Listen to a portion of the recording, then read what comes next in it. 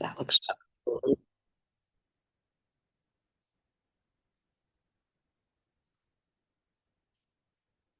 Okay.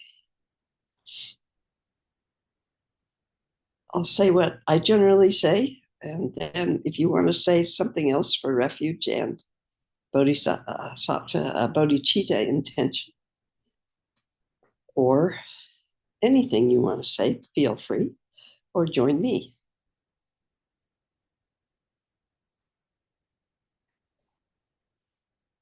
With a wish for all beings to be free, free of the contraction and constriction of held belief systems and thought patterns, free of the automatic reactivity of held and learned emotional patterns, and free of the isolation and suffering of distorted perception. I will always go for refuge to a live, vibrant, radiant, spacious awareness until awareness is ongoing, like the flow of a river. Enthused by wisdom and compassion, today, in the presence of all Buddhas and Bodhisattvas, of any time or beyond time, or any lineage, or no lineage at all, I generate the mind of full awakening for the benefit of all beings. As long as space remains, as long as beings remain, may I manifest in such a way to ease and dispel the miseries in the universe.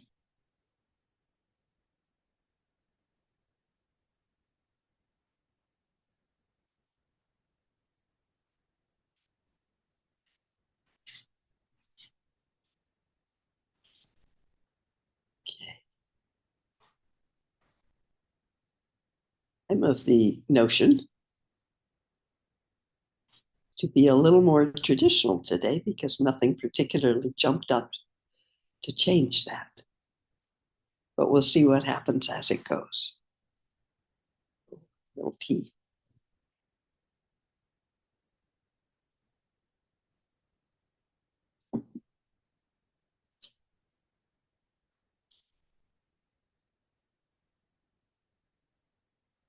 As we do this, as many of you know, all practices for me are more powerful when they are not just a saying of something or, oh, I guess I better do this practice, but when they create experience. So Chenrezig is a symbol, I believe, as most of you know, a symbol of open-heartedness, open-mindedness, boundless compassion.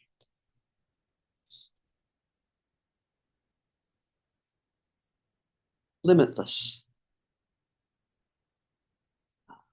beyond the expression that we, or what we mean usually by the word love. Unlimited love. Western direction in the Tibetan mandala. And I really love the story that I was told about Chenrezig when he was in form, I believe.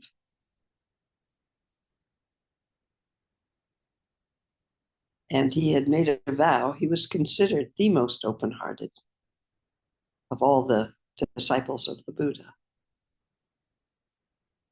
And he had made a vow that he would work and work to lift all beings out of the hell realms, which, if you ever read Words of My Perfect Teacher, you get to find out about all the details of hell realms. according to Tibetan, there's a name for that, not mythology. Anyway, it doesn't matter. So they're pretty nasty places. And the story of Chenrezig is he made this vow to lift all the beings out of the hell realms. And he went to work to do this. And he worked and he worked and he worked, lifting beings out of the hell realms. And this took some good long time, as there were many beings there. And finally, one day, having exhausted himself in this effort to free all beings from the hell realms, he noticed that they were all out. And he was tired. And so he leaned back against the rock, kind of like, and looked up. And like a blizzard, like the snow from a blizzard, beings were falling back down into the hell realms. And he was so distraught that he threw himself onto the rocks and broke himself into 1,000 pieces. And evidently Amitabha happened to be walking by the Western direction, Buddha, and looked at him and said, well, that's a waste, and put him back together again. And put him back together again with 1,000 arms, which is a big number. And the Tonkas of 1,000 arms. Maybe somebody had pity for the Tonka makers or compassion. And they have to draw those 1,000 arms on Chenrezig. But a lot of arms. But on each of those, the hands of each of those 1,000 arms, the arms being a symbol of the readiness to reach out when needed. On each of the hands was an eye of wisdom to know what is needed. Now, you may hear that story in very many different ways.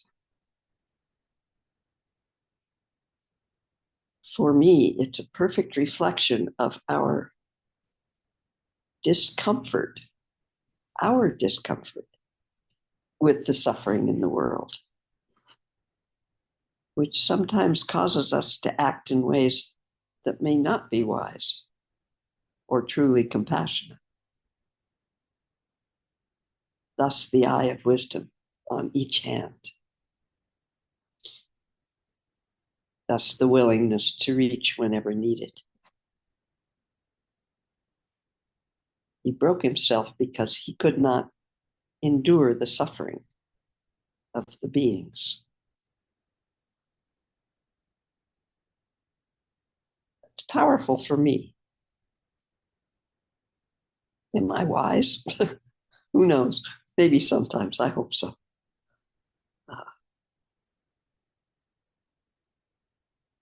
Last words before the practice.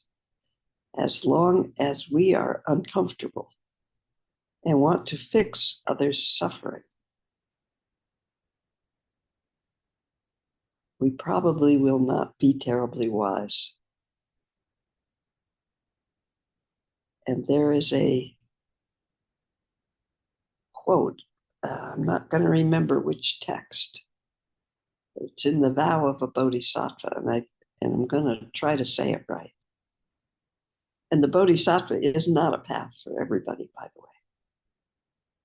But if you choose it,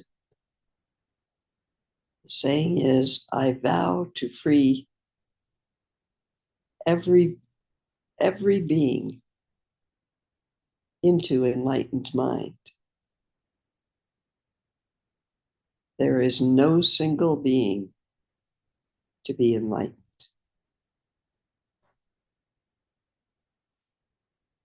Trying to figure that out intellectually is not all that helpful. But I think it's attempting to reflect something.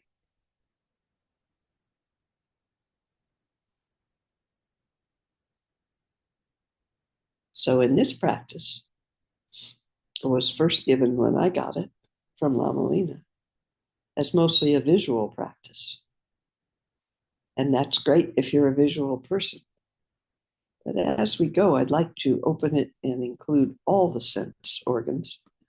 I probably won't do very much with smell or taste, but I'm quite sure they can be included.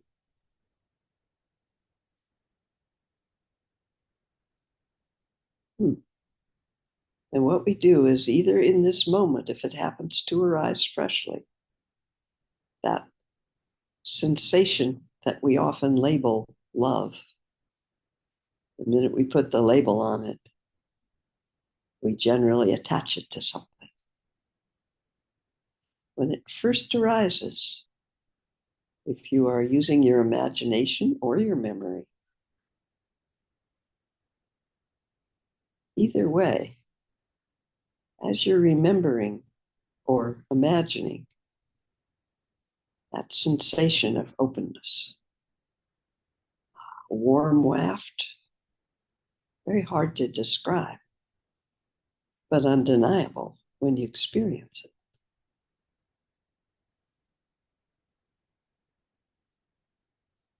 We can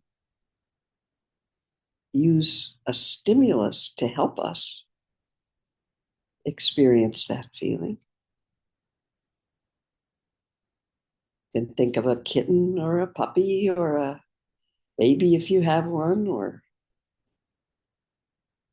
I can think of looking at my grandson this morning with this utterly angelic look as he was sleeping. And then a smile came across his face. And I had a sensation. I could attach that immediately to Logan. Or I could simply recognize the sensation without attaching it and open to it completely. Everybody will have different stimulus. It may be music, it may be dance, it may be grandkids, it may be animals. It may be after a long hike that you didn't think you would be able to finish. And perhaps you end up at the top of the mountain, sitting on a rock, and it becomes sunset. Hopefully, you're equipped for that. And you see the sunset, and there's just this incredible sensation that comes over you. Did I mention it could be Hallmark movies or those ads during the holiday season? It can be anything. It'd be different for everybody. As we try to manufacture or remember or imagine that sensation, it won't ever have the quality of the sensation itself. But we can try. And as we rest there in this practice,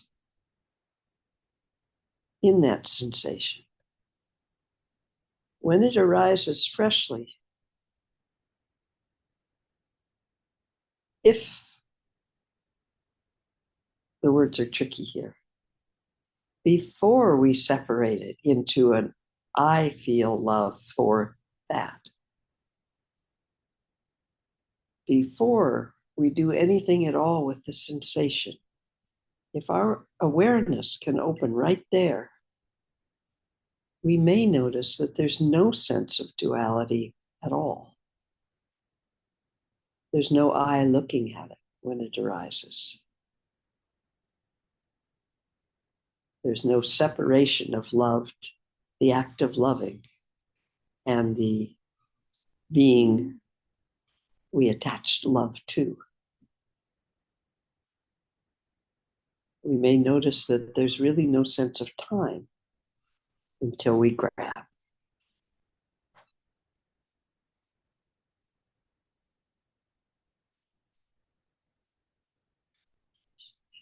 As we try to rest there today.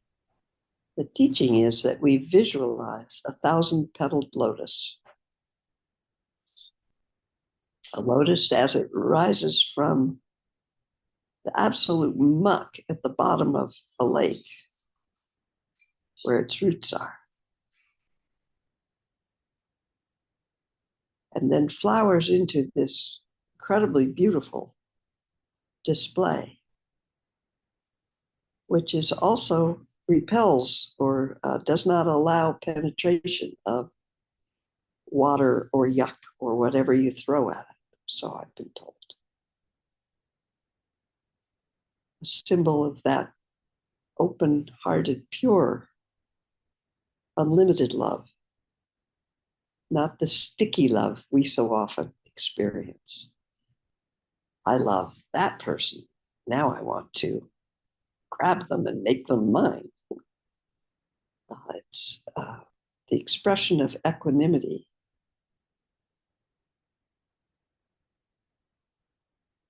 Where no thing and no body is left out.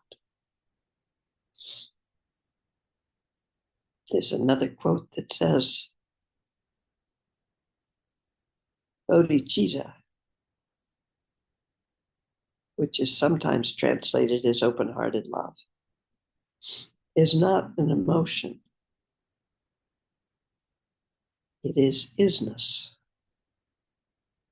recognition of isness. Just is. Most of our emotions come and go.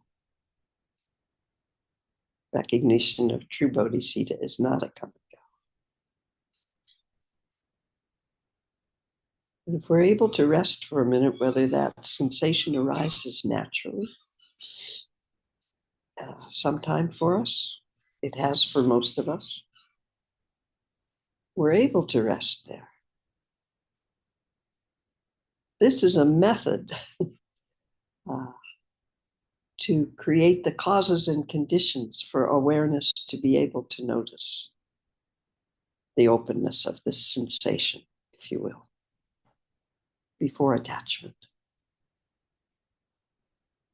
So, back to the 1,000-petaled lotus. We'll get to sound in a minute if you're an audio person.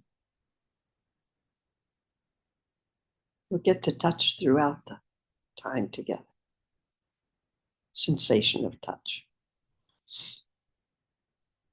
Let's start with the lotus of the 1,000 petals, sitting in our heart chakra. The heart chakra is where you experience that sensation that I'm pointing at. You don't have to locate it. Sometimes it may not have a location. Sometimes it may. That's the heart chakra. In most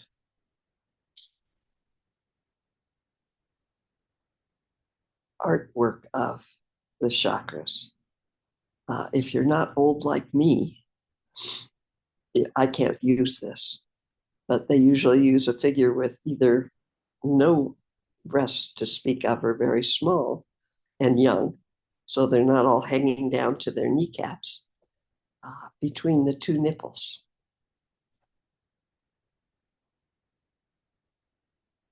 Does it matter? I don't know. I don't know. Again, for me, the experience is more important than trying to find the location. And as we water this lotus, most of us keep our lotus somewhat closed, trying to protect ourselves from being hurt. There's probably nobody here that hasn't felt emotional pain.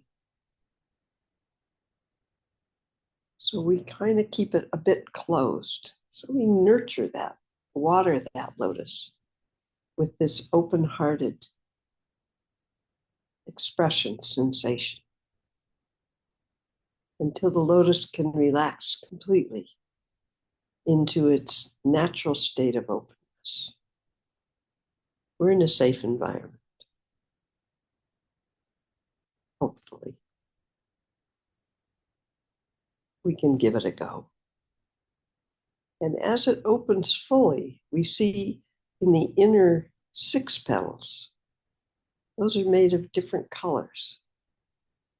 All sorts of descriptions you can look up of what those 6 petals, the different colors stand for or symbolize. There's 6 different colors. And as the lotus opens, we notice on the 6 inner petals, 1 seed syllable on each of them. Again, another symbol. And the seed syllable will repeat the mantra, will be the mantra of Chenrezig, the sound of open-hearted, open-minded, unlimited love. And this is traditionally Tibetan, giving the lung for this mantra. You may have had it. You're free to give it if you have received it. And maybe repeat after me 3 times. This is the tradition. And it is Om Ma Ni Pe Me Hung.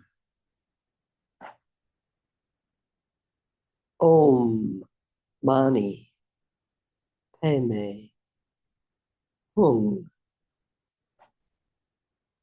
Om Mani Pe Me Hung.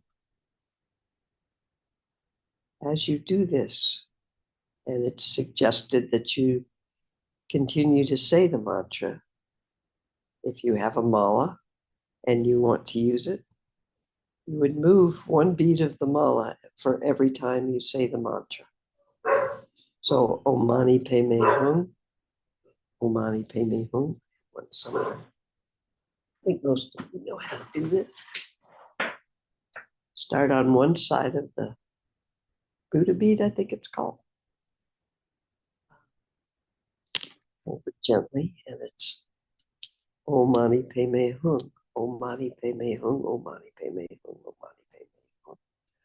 Om Mani Pe Me Hung, Om Mani Pe Me Hung. Said that if you use the mala when you are unable to feel any kind of connection or open-heartedness, if you pick your mala up and start to say the mantra again, the mala will continue and does hold the energy of that open-heartedness. So if you are saying the mantra and doing this on your own, or even right now saying it quietly, you can feel the vibration of the mantra. Perhaps you'll experience it as rising from deep in your belly, lower belly, with the air coming up, passing right through the channels, central channel, passing the speech chakra, opening into the crown chakra. And you may start to feel that vibration within you. Most of us may realize that vibration is not contained in any container. I think that's true. We have musicians here. They can check that out on me. Vibration freely travels as sound waves, as the vibration itself. And to feel that sensation. And then as you hear your voice saying the mantra, actually listening, are you hearing it inside or outside? You may have an experience of no inside or outside as we hear with our ear organ the sound that we're saying. And at the same time, we feel the sound and the vibration within us. Kind of cool, I think. Anyway, as we say the mantra, the inner 6 petals start to rotate, the seed syllables start to rotate. And as they rotate, in this case representing all color, the colors blend together. Om Mani Padme Hum. And as happens with light, I neglected to mention this lotus is made of light. As with light, if all color blends together, it becomes white. Not the white light of a spotlight, glaring and sharp, but a warm white light, never static, as light is never static, full of movement. And this warm white light, luminous, radiant, you might say sparkly, grows in these 6 inner petals. They elongate into rays of this warm light. And in doing that, each of the 1,000 petals is filled with this white light and in turn elongates into this white light, white rays of light, which naturally, organically radiate out into the universe, touching 1,000 beings. For me, when I do this practice frequently, the white light carries the sound and the vibration of the mantra with it.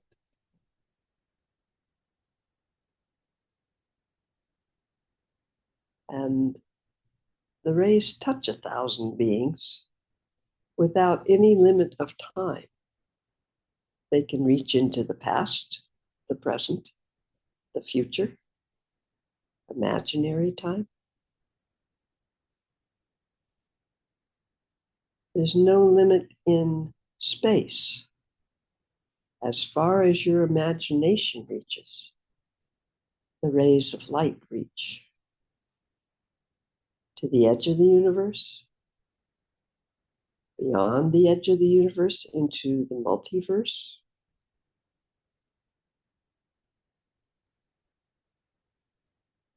And there is no limit on micro or macro, or any limit on these rays of light touching any being. A cell in your body, the tree outside. Some people, some of us, especially on a day that feels difficult, we might actually see these rays touching all the Buddhas and Bodhisattvas that have ever been. They're already radiating those light rays. As our rays touch, their rays simply continue to radiate out, particularly now touching and feeding our heart chakra again, our lotus. As these 1,000 rays touch 1,000 beings, those beings are able to completely relax. And the same occurrence happens of the white light filling the lotus, allowing it to relax into its natural state.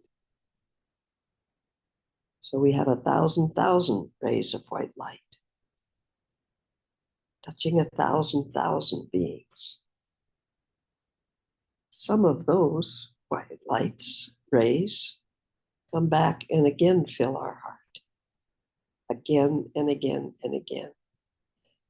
Not with the confusion of most beings, with the actual essence underneath the confusion.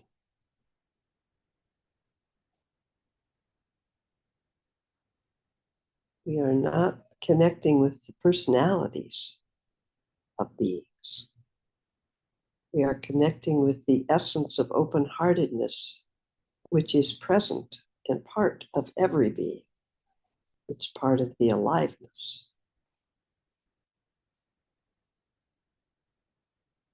And again, 1,000,000 beings receive this. 1,000,000,000 rays of light now radiate naturally out into the universe, touching 1,000,000,000 beings. You may experience this in many different ways at different times. Perhaps some of us will experience like an interconnected web of light, three-dimensional, or four if you have that capability, or more. And wherever the web intersects, we could perceive that as what we normally perceive as an individual being, but rather this web of interconnected light.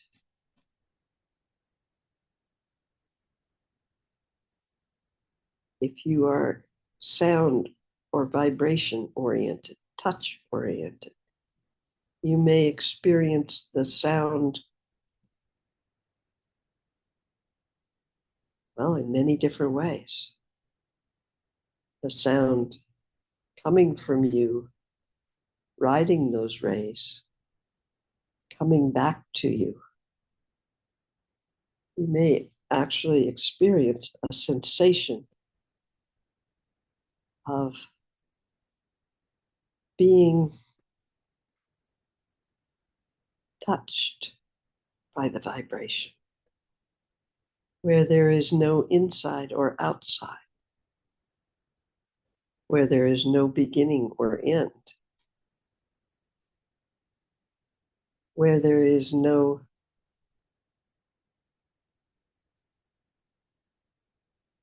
separation between experiencing the vibration, the touch, the sensation of touch,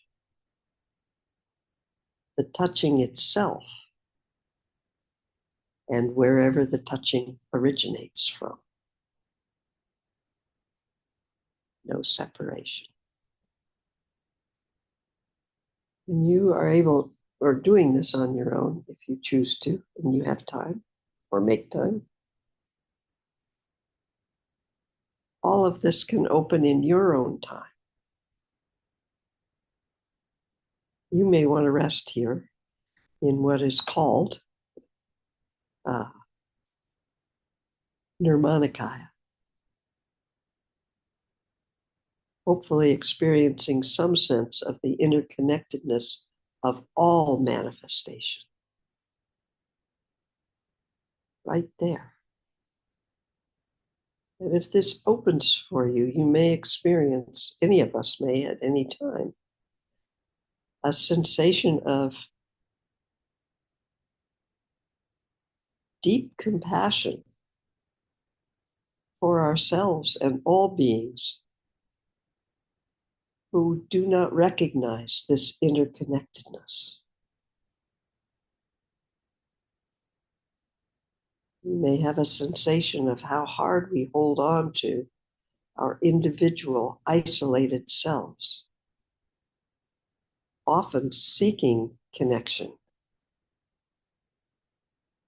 from outside, when the connection is always present, always has been, always will be, without that concept of inside or outside.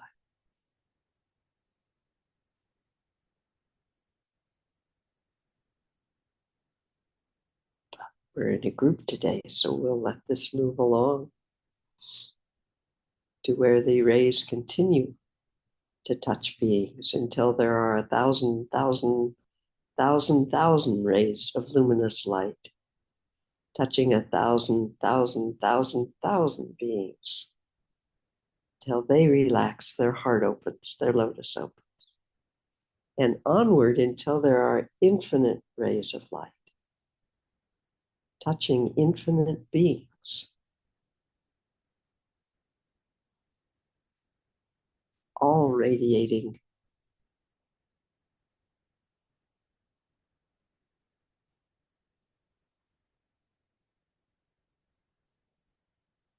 infinite rays of light touching infinite beings until there is no thing but light, this luminous, radiant light of aliveness, of open-heartedness, of love, of essence of bodhisattva. The names are all fine, but they don't do that much good. It is often our habit to step back and try to look at infinite light touching infinite beings. That's not an experience of infinite light touching being infinite beings. That's not an experience of no thing but light. There is no looker in this alive, luminous light. You are this. Every bit of aliveness is this.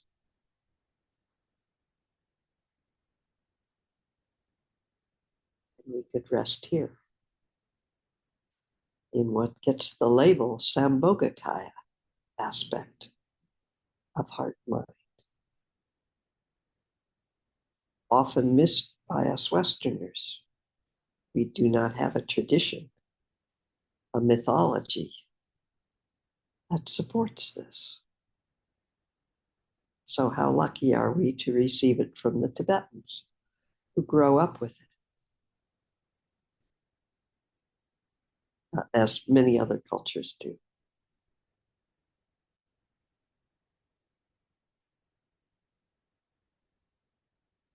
If we are lucky enough to fall into that sensation,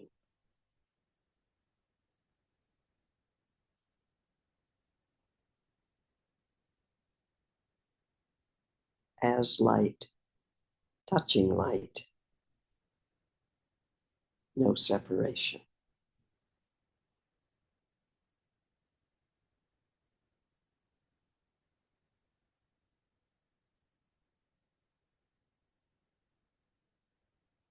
We will not notice until we grab ourselves back,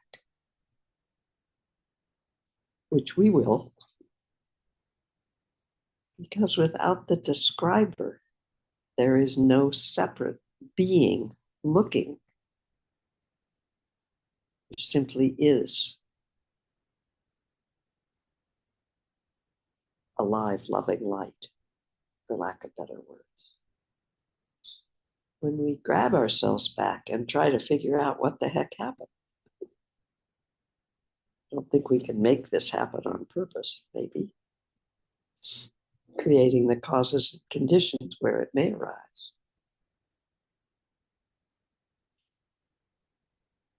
Our describer will very busily point out to us that there was no experience of time. I have no idea how long, how much time has passed. There's no concept of separation of I and you. The experience itself is worth 1,000 descriptions.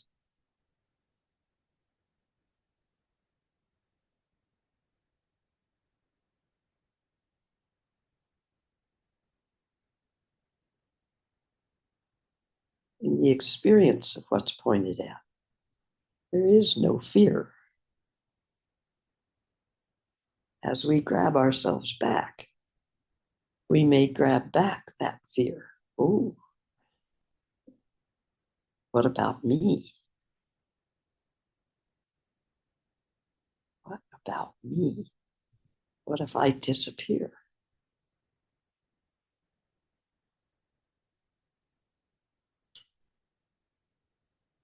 We may actually start to have a sensation without denying that fear arises, never denying what we're experiencing. We may start to have some sensation, some realization, some experience that a lot of that fear, not all, is created in our own mind, in our own isolation of individualness. But you'll have your own experience, and probably it will never be the same 2 times in a row. If it is, it's time to stretch yourself out and relax. Next time you sit to practice, if you choose this practice, sit with no expectation of what might happen. Let your practice dictate where it goes.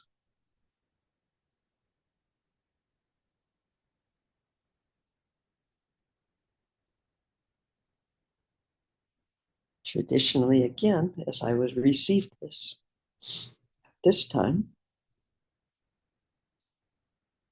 we would and we can notice right here, right now, the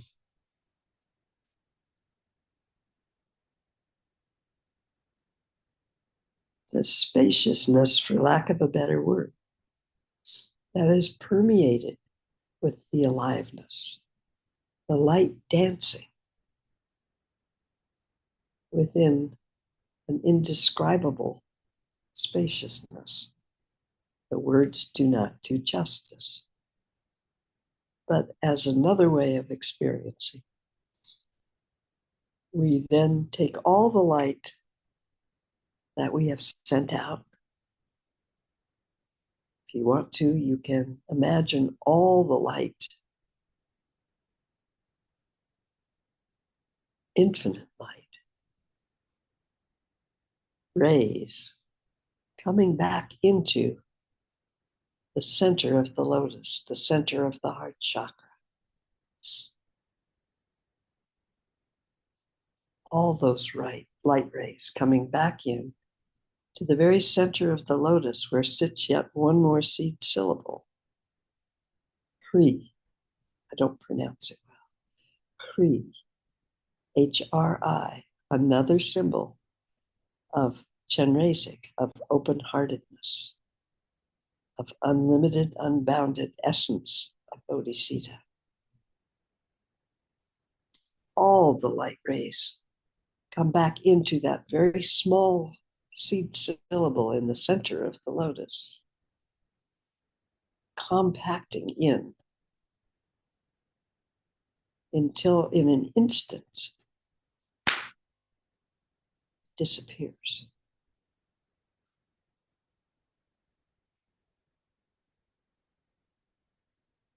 And there is no thing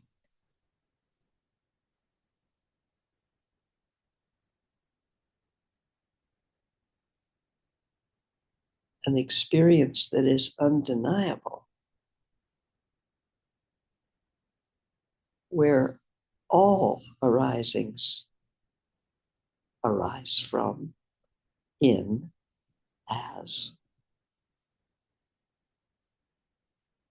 gets a fancy label of Dharmakaya, aspect of heart-mind. Not dead, empty space. For one thing, it's permeated with the aliveness of Sambhogakaya. For another, awareness is never separated in the three kayas.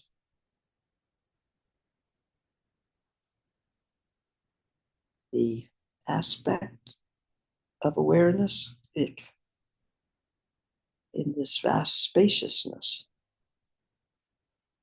is beyond duality.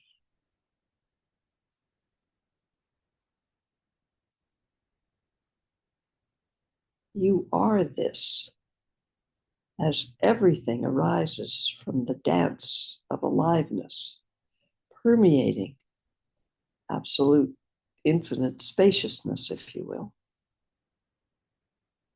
You are aliveness, you are spaciousness, and you are a manifestation within that.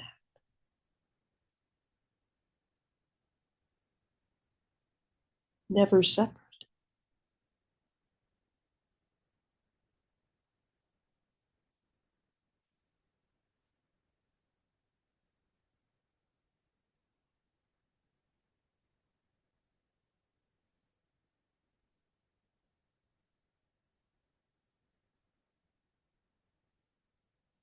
No time, no limitation of time, no boundary, yet awareness.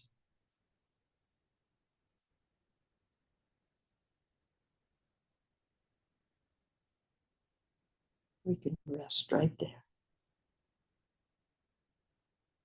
not looking at what we have been told this looks like. Resting as this in our own experience of that moment.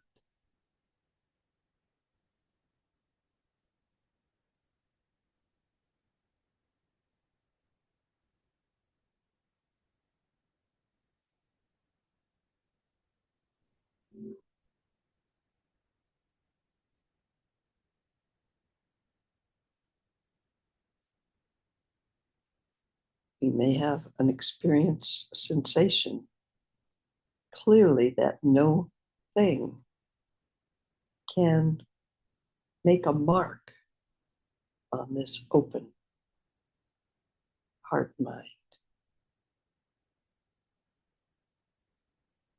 No place where it would stick.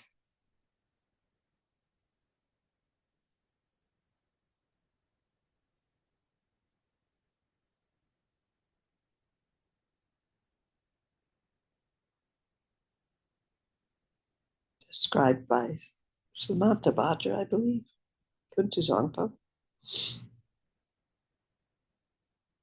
Like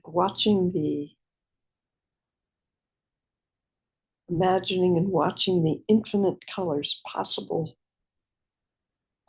manifesting in a rainbow without ever being confused,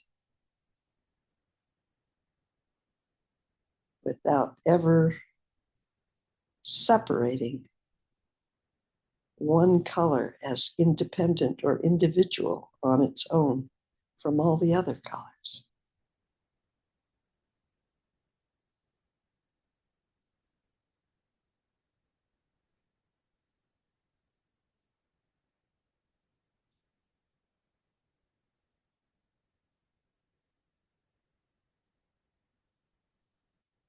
The original oops.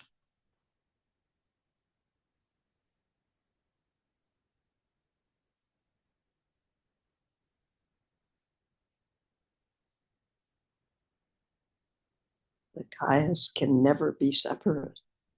They are interdependent. They need each other to exist. For without space, where would the luminous light of aliveness, awareness, where would it be? How could it arise? Without the dance of the light within the space, how could manifestations arise? They're totally dependent on each other in the creation and cannot be separated. We just point at them sometimes separately to feel the different tastes.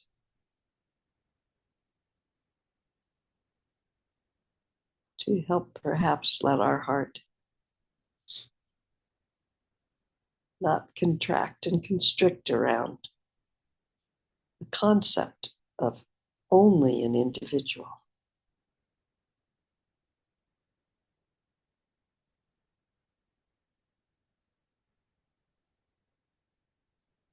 Right here, always present.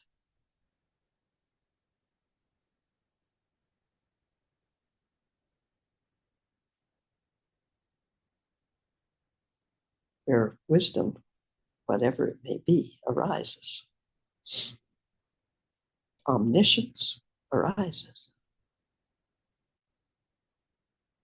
Perhaps.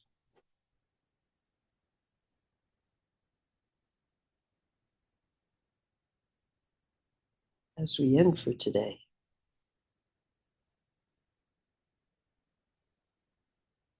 you may notice and experience the coming and going of that I that wants to control what it experiences. And the frustration that the minute you separate yourself, the describer, from the experience, it's no longer present. You're sitting in an idea or a concept of the kayas. Lama Lena uses the phrases relax, let go, leave be. Such simple words, so hard for us humans. But sometimes, perhaps we can. Until a certainty, a knowing arises, not in words and intellect. Beyond that, it is a pleasure hanging out with you today.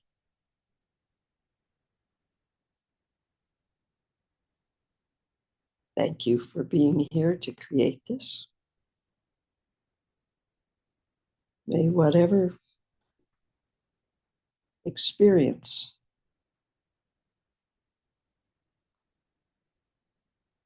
that may possibly be of benefit to anyone in the universe, any being in the universe, that might have arisen for us.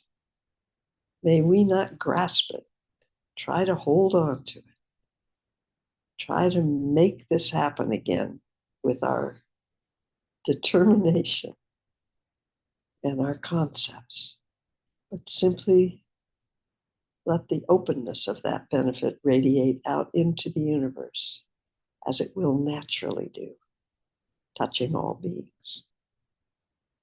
May all beings have experiences that allow their hearts, their lotus, if you will, to relax. May all beings be free. Thank you all. See you next time I see you.